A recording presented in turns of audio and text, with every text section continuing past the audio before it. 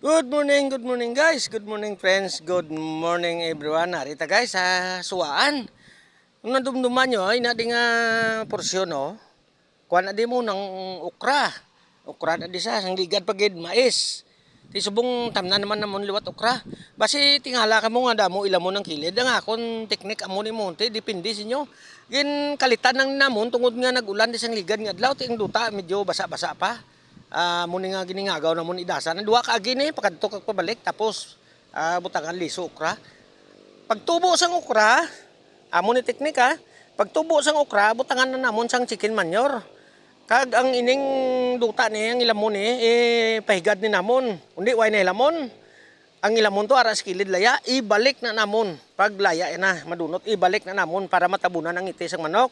Ag ining ilamon, madugang pagid pataba sa iyang puno. Amo na nga mong teknik de para maghawan man sa. Hindi naman na sa mabuhi kiti kagi na naigo ang puno yan mo. Tanaw nyo lang kung ubrahon na nakon para nga makita nyo kag pangkahatag man idea sa inyo.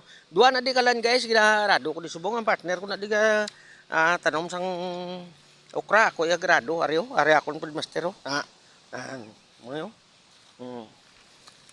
Inubra-ubrahan ko lang di ka rado guys oh.